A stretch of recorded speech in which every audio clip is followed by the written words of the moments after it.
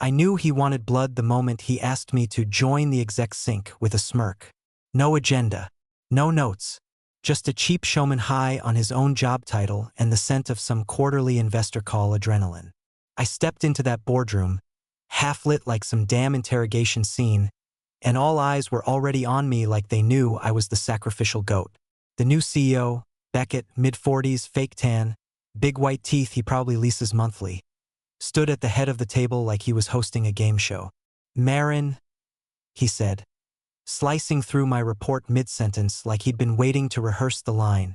"You're no longer valuable." Just like that. Not even a pause. Not even a twitch in his Botoxed brow. My badge access revoked before I could close my laptop. I watched my credentials vanish from the internal dashboard in real time, one clean click. Security had already been called. Someone actually clapped. A half-assed golf clap from some product VP who still doesn't know how DNS failover works. Another exec cleared his throat, pretending not to make eye contact. And me? I didn't flinch. I stood, took a breath, slid my badge across the table like a poker chip, and said, "Calm. Even then I suggest you explain to the investors why the product goes offline in exactly 9 minutes." And I walked out. No tears. No yelling.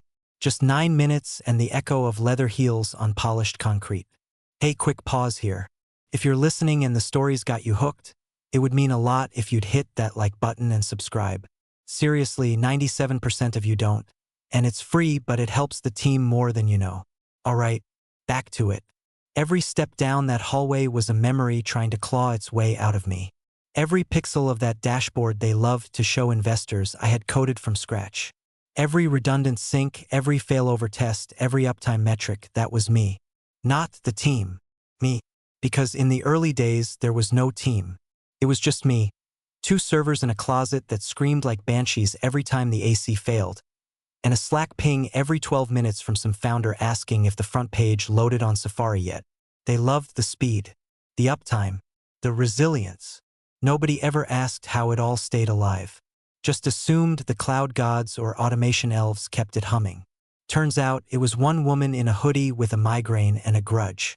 That morning, I'd worn navy slacks, a white blouse, no jewelry, intentional.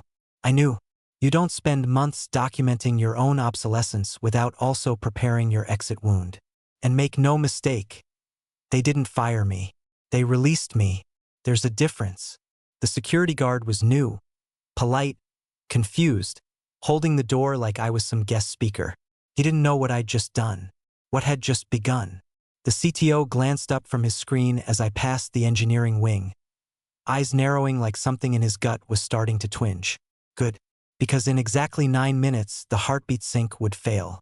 And when it failed, the cascade wouldn't be loud. It would be silent. No alarms. Just a dashboard that slowly, methodically went dark. They thought cutting me was a power move. They were about to learn what real power does when it quietly walks away. The fluorescent lights overhead buzzed with that sickly flicker only bad wiring and worse intentions produce. I walked steady, shoulders back. No detours. The hallway smelled like burnt coffee and startup desperation. Just like it always had. 6 minutes now. I didn't check the clock. I felt it, like a second pulse in my ribs, ticking down with every step. Someone coughed behind me, that kind of awkward throat clear people do when they want to say something but also don't want to be associated with the fallout. I kept walking, didn't even glance back. And then, just before the glass doors to the engineering wing, a voice broke the silence. "Thanks for everything, Marin." It was Raj, junior dev, quiet, but sharp. Still triple checks his regex like it's a nuclear launch code. I nodded once. Nothing dramatic, but it hit harder than I expected. No pity in his eyes, just something closer to reverence. He knew. Not all of it, but enough. Enough to realize I wasn't leaving. I was being extracted. They always called me low visibility. Said it like a compliment. "Marin's our stability wizard," the old COO once said. Like plumbing. Only matters when it stops working. Cute. Until the pipes burst and drown the floor. The truth is, I didn't build the back end with duct tape and luck. I architected it like a cathedral, layer by layer, failover by failover, with redundancy so elegant it made vendors cry. I worked 12-hour shifts for 9 straight months before the Series A even closed. Slept on a yoga mat under my desk twice. Ate so many discount protein bars I still twitch when I hear the word chocolate mint. And not once, did anyone ask me how the platform kept running. Tech magic, they'd shrug. Some even joked I was part of the server. Like I just uploaded myself into the core logic and become the heartbeat. Cued again. Until you realize it wasn't a joke. The sync protocol, Protocol 19B, was never meant to be permanent. It was a patch. A living, breathing organism I nursed through every outage and dev sprint. It required hands. My hands. And when it didn't feel them, well, nature abhors a vacuum. I passed the product wing. No one looked up. Except Leslie, director of ops. Her mouth was open like she'd just bit into a bad avocado. Guess someone finally checked the dashboard. 5 minutes now. Security waited at the exit. Clipboard guy, sunglasses indoors, trying real hard to project authority. I handed him my laptop, still warm. He asked if I had any other devices. I smiled. Nope. You've got everything. I didn't mention the encrypted shard I pulled off the week prior, the one stored on an offshore backup with full architecture diagrams and credential history. Not because I was planning revenge. Because I believe in documentation. Something this company never did. The funny thing is, I never hid what I built. It was all there on Confluence, in code comments, in quarterly reports that no one read unless something exploded. But explaining sync logic to these people was like reading Sanskrit to a golden retriever. All they wanted was clean uptime graphs and cute acronyms. I paused just before the door. Took one final look back. Nothing sentimental. Just a check. For minutes, 40 seconds. They'd start to feel it soon. The tremor. The flicker. A little latency spike here. A dashboard hiccup there. And by the time they figured out it wasn't a vendor bug or a Wi-Fi issue or a weird cloud thing, it would be too late, because they didn't just fire me. They unplugged their own lifeline. And now they were breathing on borrowed air. The air in the boardroom had shifted. You know that feeling when a plane drops just a few feet too fast and your stomach doesn't catch up? That was the CTO's face when he squinted at his iPad and muttered, "That's odd. Latency spikes. Just a few milliseconds here and there. Barely noticeable to a user, but to the back-end team, that's code for something's whispering before it screams." He tapped the screen like that would fix it. Dashboard flickered once, twice. The real-time sync monitor was stuttering, usually smooth green lines across all 5 zones, now hiccuping like a dying EKG. Someone on the dev floor pinged the Slack channel. Is staging lagging or is prod drunk? Then the door slammed open. Jared, the lead backend dev, ran in like he'd just witnessed a crime. Pale, sweating through his collar, no laptop, just panic. "There's a heartbeat sync failure," he said, voice flat like he hadn't accepted it yet. "It's cascading. We're losing pings by the second." Beckett, of course, leaned back like he was born to condescend. "Oh, for God's sake," he scoffed. "Every time we roll out a change, someone panics. You tech folks love a little drama. Just route it to secondary." Silence. The CTO didn't speak. Jared didn't move. "Secondary's not responding either," Jared said. "And the protocol logs, Marin's, her credentials were tied to the lockout. Once her ID was revoked." He didn't even finish. Beckett waved it off. "So we reauthorize her profile and fix the glitch." CTO finally spoke. Quiet. Measured. "It's not a glitch. It's structural. We've never reauthorized a locked credential before. That function doesn't exist." She was the key. Clock. 4 minutes. The room changed. Fast. One of the marketing directors actually stood up, muttering something about calling support. Another exec opened her laptop, only to freeze mid-scroll. Notifications were stacking like a slot machine. Internal alerts, external pings, customer flags. Downtime was still a whisper, but it was spreading. Slower page loads. API timeouts. A few failed logins. Enough to notice. Still, Beckett tried to posture. Like posture could hold code together. "This isn't real. We have redundancies. We have DevOps. We have systems. Yes, you had systems. But what no one in that room had the spine to admit yet was this. Those systems weren't autonomous. They weren't magical. They were Marin's, layers of logic wrapped around live monitoring, only stable because she kept her hand on the fuse the whole time. And the moment you kicked her out, you triggered the countdown.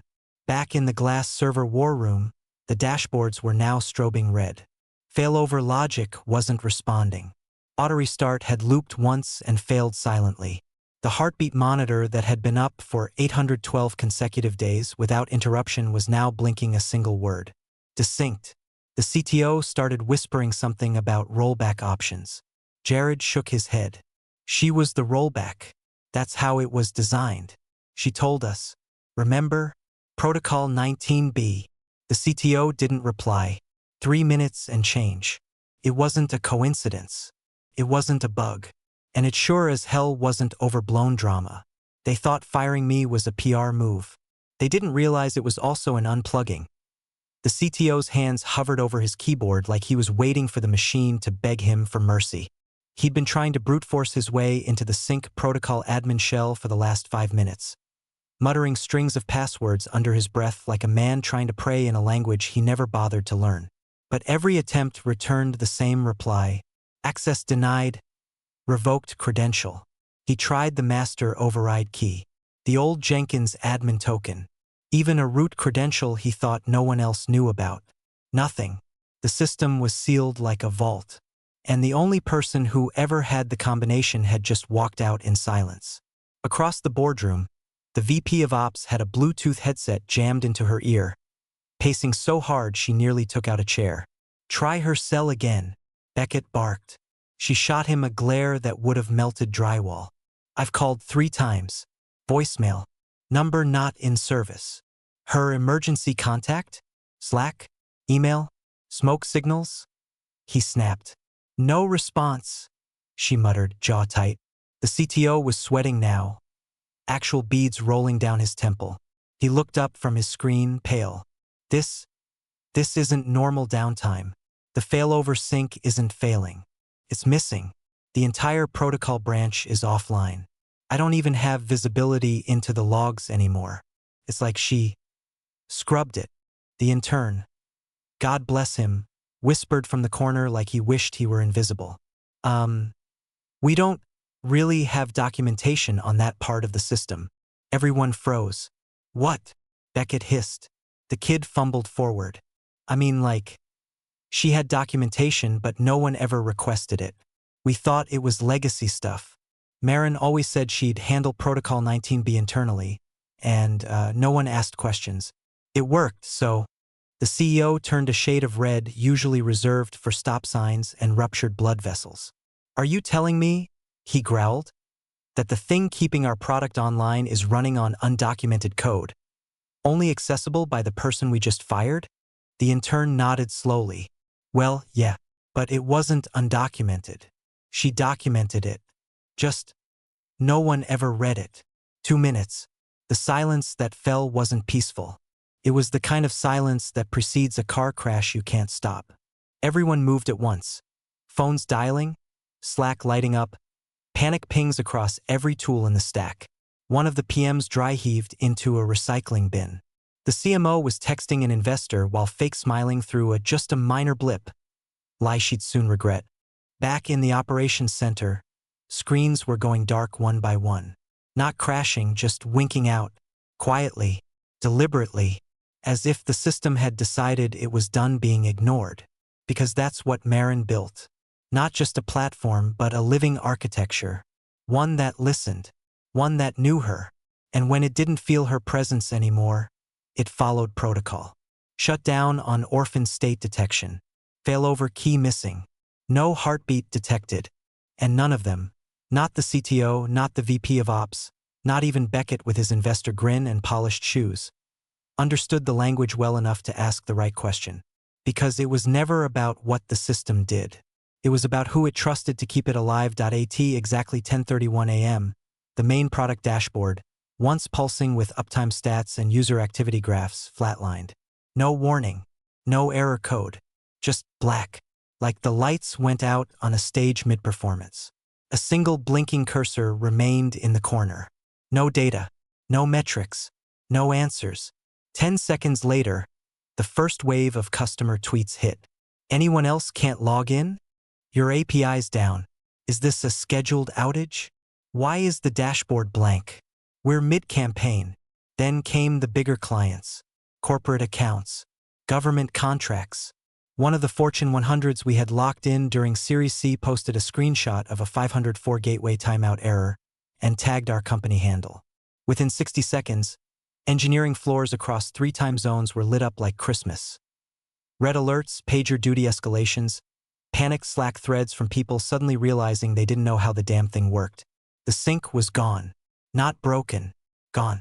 Like someone had ripped the server's soul out and left the body standing. Beckett's face, smug just minutes ago, collapsed into panic. Call in a recovery team, he barked, standing now, fists clenched at his sides like tantrum fists. Jared didn't even look up from his screen. There is no recovery team. What the hell do you mean? There's no backdoor, no third-party override. She never built one. It's part of the security model. Protocol 19B has a full credential lockout designed to prevent unauthorized fallback in case of breach or compromise. Only one credential was authorized to trigger the redundancy layer. He didn't need to say it. Everyone knew whose credential that was. The room was chaos now. Phones ringing nonstop. Board members calling from 5 cities. Legal asking for statements. The PR team poking their heads in, pale and whispering like undertakers. One of them had the nerve to suggest a press release saying we were undergoing system optimization. The CTO shook his head. That'll work for about 12 seconds. Customers are already running traces. They know we're offline. And if anyone with a dev background gets into the public logs, they'll know it's not optimization. It's failure. Beckett was pacing, wild-eyed. Then we buy time. Rebuild access. You're the CTO. Crack the damn thing open. I can't, he snapped. It's not about cracking anything. Marin built the system to detect unauthorized access attempts and harden against them. Every failed root login attempt just reinforces the lockout cycle. Another dev stormed in from downstairs. Customer accounts are in read-only mode. Billing systems just went into safe mode. Admin portals are returning 403s.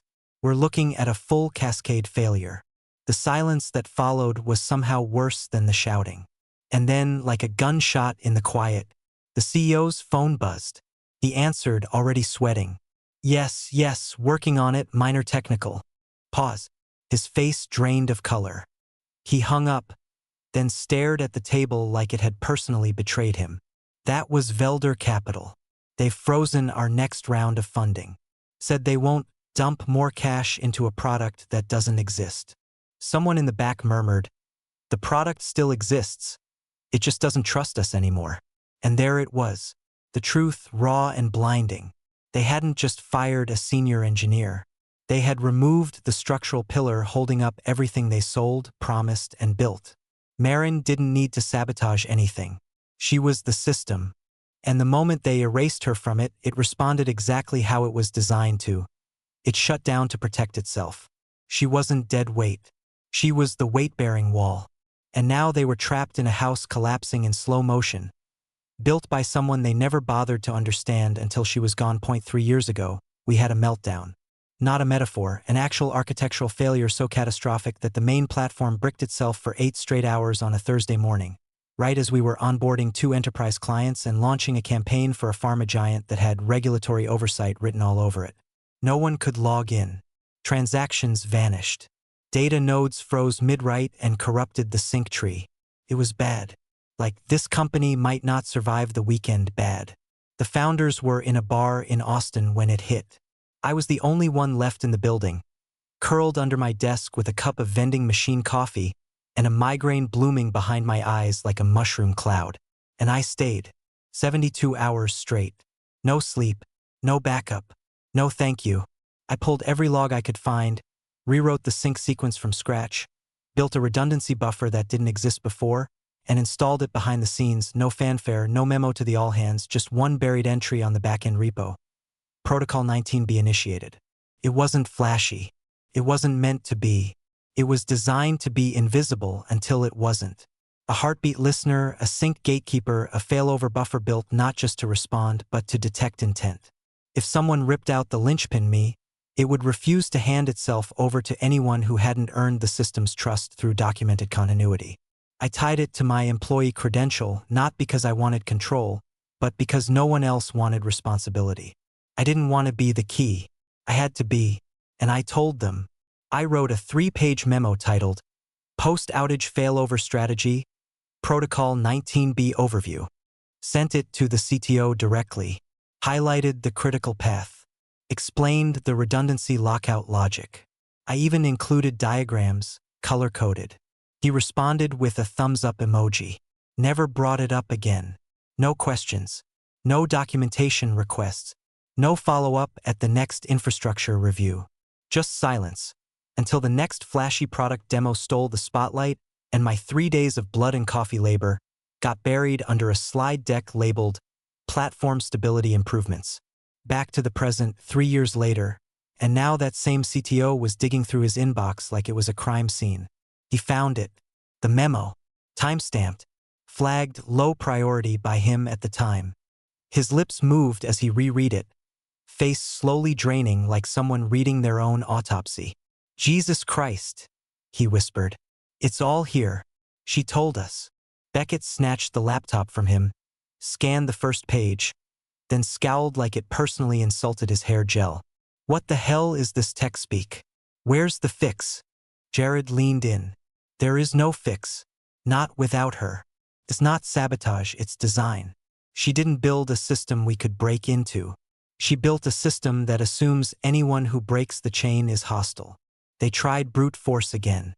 Tried rebooting containers. Tried swapping out config files with old backups. The heartbeat sync didn't just ignore them, it hardened. Marin's system didn't crash. It defended. Because I knew this company. Knew how they loved to call engineers rock stars until we asked for raises. Knew how they talk about ownership until something broke at 2 a.m. Then suddenly everyone was unreachable except me. They had every chance, every warning, every document.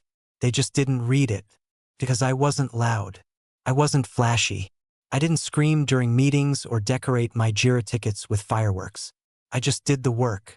Quietly. Relentlessly. And now that silence was echoing back in their server racks, in their dashboards, in the empty heartbeat monitor blinking like a final breath. I didn't destroy anything. I just let the system do what it was built to do, survive incompetence by shutting out the noise. The email came in like a last gasp, subject line. Urgent. Sync recovery Zoom link attached. Sent from Beckett's assistant. Time-stamped 11:08 a.m. I let it sit. No rush. Let him marinate in the silence his own arrogance brewed. By now, I knew the product was offline. I knew the investors were circling like vultures. And I knew the exact number of failed login attempts they'd made trying to override Protocol 19B67, to be precise. Each one hardened the system a little more, like a drawbridge pulling up higher with every uninvited knock. My phone buzzed again. A Slack ping from the CTO. Then another from Ops. Then Beckett himself. Marin, we need you to join the call. Let's be reasonable. Oh, now we're interested in reason. I clicked the link. They were already mid-chaos. The boardroom was half-lit like a storm shelter, faces drained and voices overlapping. Beckett straightened up the second my name appeared in the participant list. His voice slipped into some cheap facsimile of charm. Marin, thank you for joining. Let's talk this through.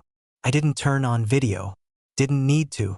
My silence was louder than his whole performance. He kept going. Look, we had a misunderstanding. Emotions ran high.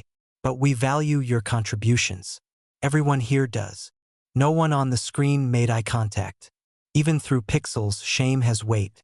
I spoke. You fired me in public to make a point. I said, voice calm, even. Now I've made mine. He froze. The room behind him stilled, like they were collectively holding their breath. Okay, he said, switching gears. Okay, I'll admit the optics weren't great, but let's focus on solutions. The platform's unstable. We need your help restoring access. I'll authorize a consulting contract, whatever you need. Just help us bring it back. Still no video. Just my voice. You don't need me to fix the system, I said. You need me to remember how to make it trust you again. And I can't help you with that. His mask cracked. The CEO who'd strutted into my firing like a magician pulling rabbits from a hat was now a man cornered by his own missing instruction manual. Marin, he said, voice rising now. You can't seriously let this happen. You'll tank the company. We both know you didn't want that. I tilted my head slightly, even though he couldn't see it. I didn't tank the company, Beckett. You did. When you decided the person holding the foundation together was expendable for a little showmanship. I heard someone in the background whisper, "She's right." He flinched. I could see it. The sting of being called out with no one rushing to defend him. I didn't gloat, didn't raise my voice, didn't even smile. I simply hovered my cursor over the red button. And before clicking it, I said, "You fired the wrong person to impress the wrong audience. Now you get to explain that to both." Then I ended the call. No threats, no fanfare, just gone. Clean exit. The kind they never expected from the woman they thought would beg to stay. Because I wasn't trying to destroy them. I was just showing them what happens when you ignore the one person keeping your world spinning, and then expect her to fix it after you shove her out the door. The board convened at noon, emergency session. No catered lunch, no smiling assistants, just closed doors and raw tension. Half the execs looked like they'd aged 10 years in an hour. The CTO, once smug with metrics and buzzwords, now sat slumped with a tablet in his lap like a confession letter was burning through the glass. "There's no fast fix," he finally admitted, voice cracking on the last word. "We need Marin." Silence. Thick, unforgiving. One of the investors, the kind who usually speaks only in numbers and exit strategies, leaned in. "Define need." Jared answered instead. "The sync protocol is hardwired to reject all non-Marin credential activity. That includes us. That includes you. Even if we rebuild the system from scratch, it'll take weeks. And even then, we'll have to earn customer trust again." Another investor stood up. "That platform was supposed to be our Q4 anchor. It's now a liability." The head of legal entered mid-meeting with a folder. Inside, the first lawsuit. A client whose campaign failed mid-deploy. Lost revenue. Breach of SLA. Claimed damages? 7 figures. And that was just the beginning. By 12:30, investor calls were being returned with statements like, reevaluating risk, postponing bridge round, seeking clarification on technical exposure. In layman's terms, they were pulling out. Fast. Desperate, the board chair picked up the phone himself. Skipped PR, skipped legal. Called me directly. No assistant. No layers. Just a man out of options dialing the woman they once treated like a utility. "Marin," he said softly. "We need to talk." I was standing outside a small coffee shop, light October wind tugging at my jacket. I let him talk. Let the words pour out. Apology, responsibility, compensation. "We'd like to offer you a consulting contract. Full executive control. Double your former salary. Starting today." I waited a beat, then said, "It's not about money." He didn't speak. "It's about respect. And that expired 9 minutes before your product did." He was quiet for a long moment, then just sighed. "I understand." The call ended without fanfare. By 1:15, the press caught wind. Major outage disrupts core systems at $700 million tech firm. Sources suggest critical personnel mishandled. One outlet used the phrase, catastrophic leadership miscalculation. Another called it a self-inflicted wound. By 3 o'clock, the board had held a vote. Beckett was out. Leadership transition effective immediately. The email was cold. No thank you for his service. Just a purge. He left through the side door. No farewell speech. No exit interview. Just a box of desk junk and a face that looked like it finally understood what it meant to underestimate quiet women. And me? I didn't issue a statement. Didn't leak the memo. Didn't tweet a smug gif. because silence had been my power all along. They thought I needed revenge. What I gave them was worse. I gave them absence. A system with no shepherd. Product without its pulse. A company built on tech they never cared to understand. Until it stopped understanding them. 3 months later, the world kept spinning, but a little quieter in certain corners. The headlines moved on, as they always do. The outage story was replaced by IPO scandals, influencer lawsuits, and AI doing something weird again. But people remembered. Quietly. Engineers whispered about it in Slack threads. CTOs referenced it in lessons learned decks they hoped their boards would never read aloud. And founders updated their org charts to double-check who really held the keys. The new platform was called Alara. No press blitz. No flash launch. Just a clean, efficient rollout with a homepage that loaded faster than instinct and a back-end that hadn't hiccuped once since the first test went live. Its architecture? Strangely familiar to those who had been paying attention. Redundant by design. Sync resilient. And this time fully documented line by line. I didn't take the top-floor office. Didn't hang my credentials on the wall. Just built what needed to be built, with a small team that knew every line of code mattered more than every line of buzzwords. Investors trickled in. Some old, some new. One by one, quiet feelers reached out from the wreckage of my former company. Marin, we'd like to explore a partnership. Marin, we didn't realize what we had. Marin, we'd like to talk. I took some meetings. Not many. Most I declined with silence. A few with a single sentence. The door you ignored doesn't reopen just because you're cold now. It wasn't revenge. It was design. One morning, I sat in my small corner office. Nothing grand, just a view of the morning fog rolling over rooftops, and logged into the Alara dashboard. Everything green. Uptime 100%. Load balanced. Heartbeat stable. Trust restored. I took a sip of coffee. No headline. No applause. Just the quiet hum of a system doing what it was meant to do. And in my mind, the words came steady and final. They said I wasn't valuable. Turns out, value isn't loud. It just doesn't blink when the power shifts.